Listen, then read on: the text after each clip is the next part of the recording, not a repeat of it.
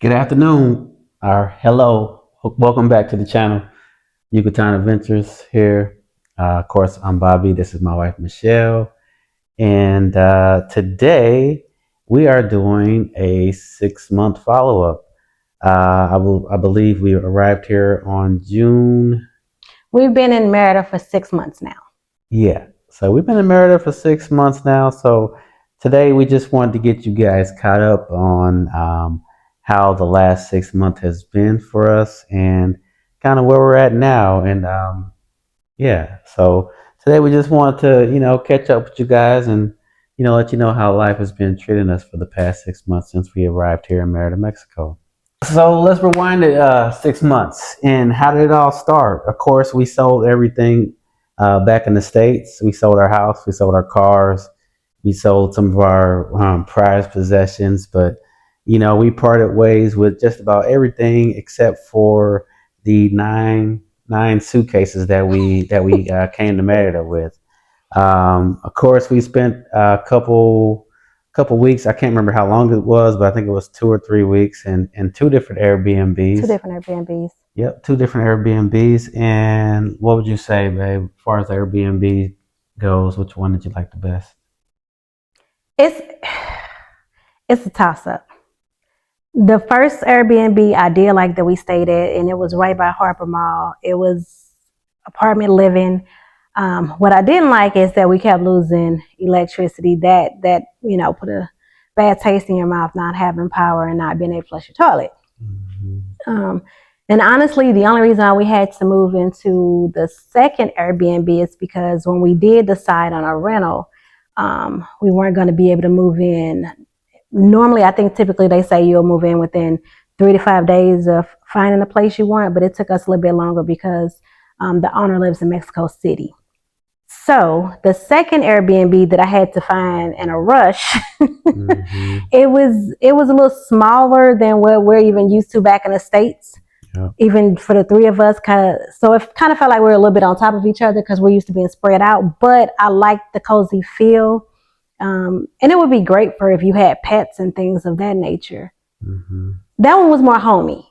That one was more homey. Yeah. Yeah. I can't complain about either one, other than like I said, not having power in and out of the first one. Yep, yep. I would say I'll kind of like the second one better, only because of that power loss factor. And they will say you will lose power here in Merida, so kind of get yourself ready for it if you plan on moving here. So I would say the second one because whenever we did lose power, it Came seemed right back like on. it came right back on. And then from that point, Oh, which reminds me, make sure when you are moving to Merida, if you don't already have a place, I would say stay in Airbnb for at least a month. mhm. Check different areas out, daytime and nighttime, to be sure that's the area that you want to live in, and you're not stuck in a lease long term. Yeah, yeah, take your time with it. Um, yeah, ask as many questions as you can too while you're looking at your potential future home. One thing that we did because we saw it on other YouTube channels is we turned the water on in every house that we went in to make sure that the water pressure was good enough or was satisfactory. So check the water pressure. Ask about if it has solar panels. Um, you know. Try to get things fixed before you move in as well because we've learned that there were some things that they were promising to fix in the house that we ended up moved in. Still hasn't been fixed yet, but that's neither here nor there. But just make sure you can get that kind of stuff fixed before you move. But we did end up looking at 5 or 6 different properties all around the northern part of Merida. Most of them were outside of the Periférico as well.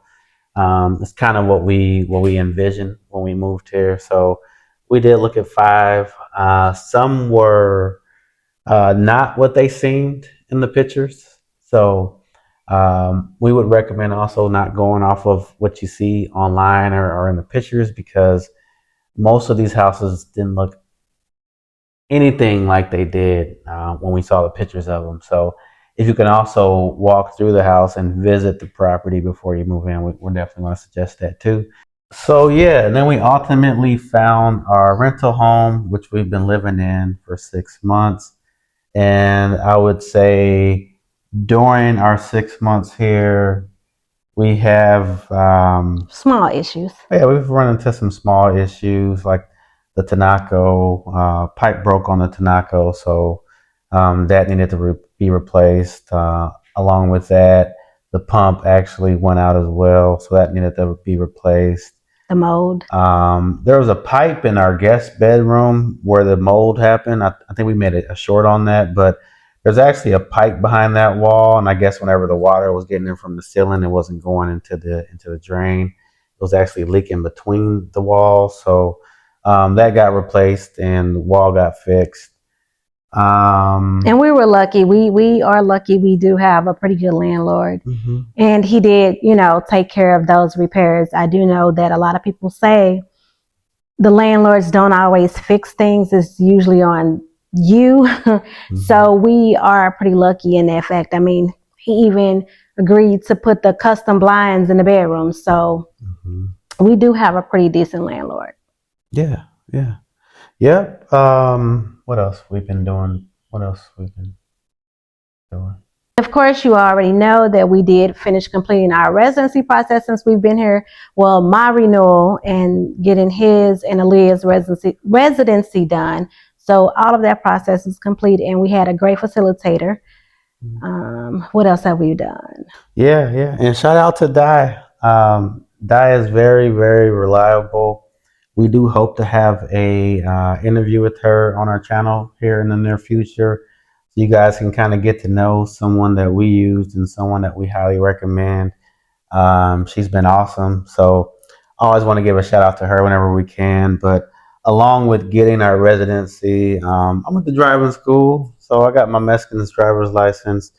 Also, we went and got our RFC the other day. So, those who are always talking about, and you pay your taxes this and taxes that. Yeah. So what you got to say now?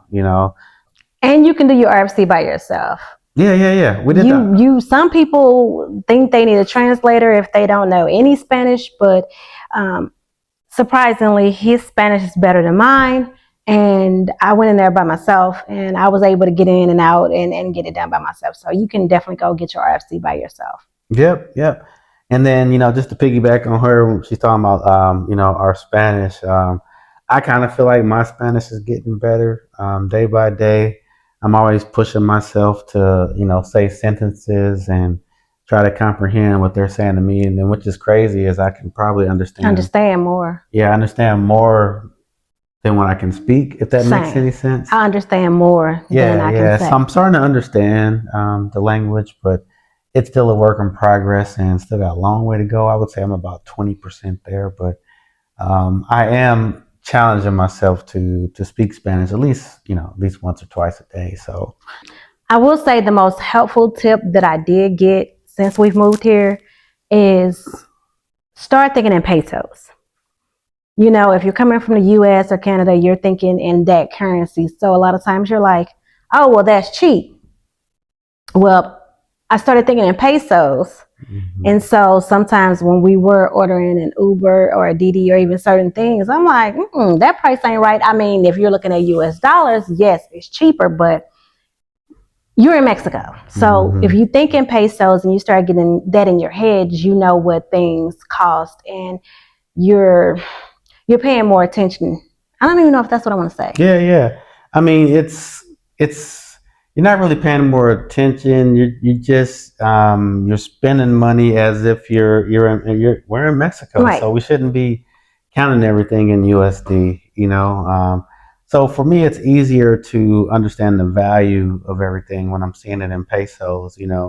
And again, we're in Mexico, so we want to learn how to spend our money like we're in Mexico and not in the States. And honestly, 2,300 pesos is 2,300 pesos, but if you're trying to convert that to USD, depending on the exchange rate, 2,300 pesos can be $19 in USD. 2,300 pesos can be 1875. It can be 1821. So instead of driving yourself crazy by always trying to convert everything, we're learning to actually spend our money in pesos. The other big learning curve was groceries and cooking. And I'm mainly the cook in the house. And seasoning. So the transition to going to being able to use what you're used to and not being able to find that here is a big change. And then finding the right grocery store. I do like Chedraui. Soriana is a close runner-up. I don't like Super Aki. It kind of reminds me of Aldi's or Save-A-Lot back in the States. And it's crazy though. I feel like that's what it is, but I feel like when you go in there, you get like Deerberg pricing. Yeah. I think you're paying for convenience, but we're learning to do more at the fruterias and going to the Mercado. And the Mercado was a big change for me. I had to get past, all the meat being out and hanging up, but I didn't get used to it. And I find that I get better priced meat going to the Mercado and even their veggies and stuff. Oh, yeah. And also, I mean, just to piggyback on what she said, the fruiteria, like that stuff is fresh. Sometimes I think it's like picked daily. And it's convenient. You got to wash it because it'd be dirt in there. Right. And it's convenient too. Like, so we'll run to the fruiteria if we need like potatoes, tomatoes, jalapenos, any vegetable. We went over and got sugar the other day. So the fruiteria is very convenient and we like that part. And then Chedraui, I would say, would be my number one, followed by Soriana and Super Aki as well. But then you got Costco, where you can get your bulk items. I would say, like, if we can just be on a budget, and at first, when we first got here, we really weren't on a budget whenever we went to Costco. So we would just go there and just like... I don't think it was not being on the budget. I think when you first moved to Mexico, regardless of the part that you moved to, you have to get used to... You're going to spend a lot more up front. Yeah, we spent a lot of money. You're spending a lot more up front because you got to learn how to shop different.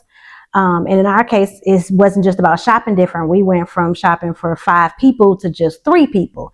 So that adjustment, and so that's a big change, and you're gonna spend a lot. That first couple of months, you are gonna spend a lot, especially even once you get your rental. If it's not furnished, you're gonna be spending out up front because you're gonna have to buy beds and furniture and refrigerator. Hell, you might even have to buy a stove or toilet seats, just depending on the rental.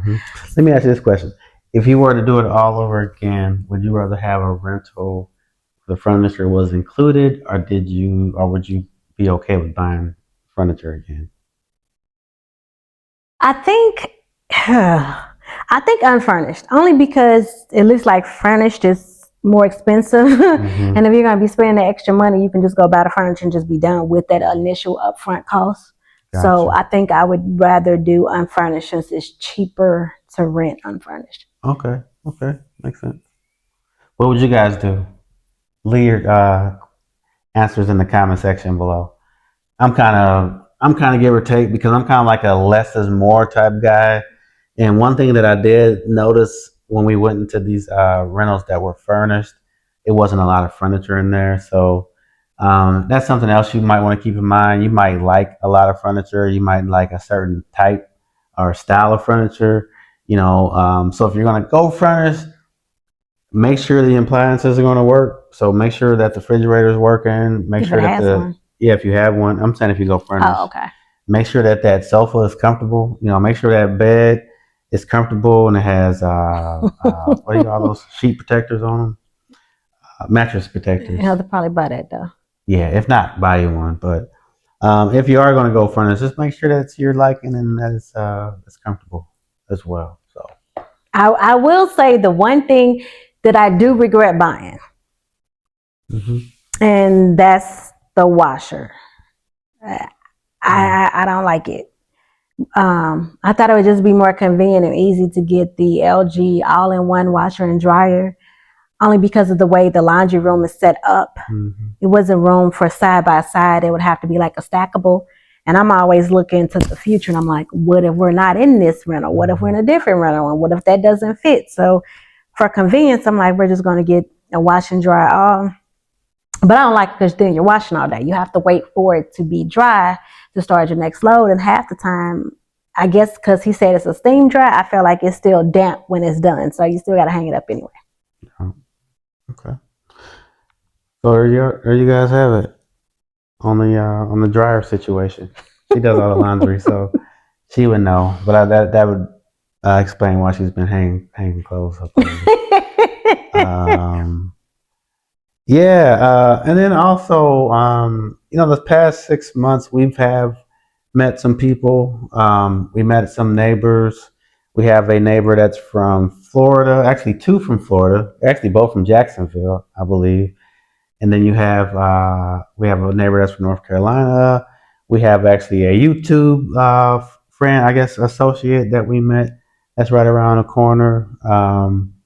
Let's see. We linked up in some WhatsApp groups. So there's a community here, for expats. There's also a Black community here as well. My daughter is a part of the Merida's Teens Club, so she has her little community where she can go and hang out with friends. Let's see. And they stay more active than we do. Yeah. Oh yeah. Yeah. I do want to meet more locals. Yep. So that's something that I definitely want to do in the next 6 months is meet more locals to see if I can, have some local friends as well. So kind of want to branch out. I was the guy who said, when I moved to Mexico, I'm not going to be a part of all those communities. I'm trying to hang out, be with the locals, So that's one thing that I haven't accomplished yet, and that's one thing I still want to do. So. And I don't feel like it's hard because every time we've been out, a lot of them have been really, really friendly. And like that last time we was down at Mercado 60, and he was like, we had met him the year prior, and he was like, hey, we need to hang out. You and my wife, all of us can come hang out. He's a local. So I don't think it's that hard to do. I feel like the time here moves differently. It feels like it doesn't feel like the days are long. It feels like they're quick. Yeah. And there's so much to do. And I feel like between her social life and us just still trying to get settled and acclimated and all these other things, I just feel like sometimes we feel like we don't have enough time for everything. Yeah. I guess. I mean, I do. I feel like we don't have enough time for everything. If you have everybody saying, "Hey, let's come do this. Hey, let's come do that." I mean, yeah, there's a lot going on. And of course you can't be there for everything. I'm not in any of these groups at all, so sometimes I don't even know about these things until the day it's actually happening. But I would like to get more involved again. Here in the future. So let's see where that takes us. Also, I do want to visit some other places. I know we're not on vacation, but I do want to go to Chichen Itza. We still haven't been there. We can go in February. It's gonna be cooler. Yeah. Visit some cenotes. So there's some things that I still want to do that's on my bucket list that I'm going to accomplish here in the next 6 months. Also learn more Spanish. What else? I mean, the great thing about Mérida is there's so much to do. Mm-hmm. And you're living here, so you have plenty of time to accomplish that. There's so much to do, so when you live here, you don't have to try to cram and run and do everything. You still have plenty of time to do that. And as he said, he's not on vacation. When we first moved here, I felt like it was more of a transition for him to not live like we was on vacation. Because at first, if it was up to him, we were outside eating all the time. And just being outside all the time. And just make sure that when you do move to Mérida, anywhere that you relocate to, I mean, yeah, at first you're going to do that because it's like, wow, it's somewhere new. But you also live here, so just kind of keep that in the back of your mind when you're doing that transition, because you'll have plenty of time to do all of that. I will say, do you miss anything from back home? Do you have any regrets? No. Any transition issues? No, no, not really. Not really. I mean, of course, you're going to feel like when things are different, you're going to feel homesick every now and then. But that was in the early months. But now I'm pretty much not feeling anything. I'm feeling calm. I'm feeling peaceful. Not stressed. Yeah, I feel great. Yep, I feel awesome. You? I mean, I do miss some family at times, but thankfully that we live in an age where you can, FaceTime and see them. And we did just have our first visitors and family here, and that was great. And we got some more coming up in the next couple of months. Um, but I don't regret anything. I wouldn't change a thing. I have no plans to return to the States if I can help it and avoid it. I'm not gonna say never because you should never say never. But for the most part, I feel like folks can come visit us. And next 6 months, let me see, what I want to be in the next 6 months. The next 6 months, I just hope to be, I hope to have more Spanish down. I know I'm not going to be fluent. I know that's going to take time, so I'm not even going to say that. But I hope to be better at Spanish than where I am now. I feel like I'm pretty much settled. So, yeah, that's pretty much where we're at. Yes, yes. And as always, thanks for watching, guys. We appreciate you all following us on our journey here, on our adventure here. We're approaching 300 subscribers. OMG. And we appreciate all of you. Yeah, yeah. We appreciate all y'all. Thanks for the feedback. Positive or negative, all engagement. Let me say this again. All engagement is good engagement. So thank you for the celebrators, the haters, the naysayers, and the ignorant folk. We appreciate all y'all. Um, we're going to have a shot to the next 6 months. How about that? What? Yeah. I'm married to chaos. All right, y'all. So we're gonna have a shot to the next 6 months. Um, and again, if you like our channel, if you like our content, please don't forget to like, subscribe, follow, and comment. We're gonna say like this. Say it after us. Arriba, abajo, al centro y para adentro. Lord. Salud.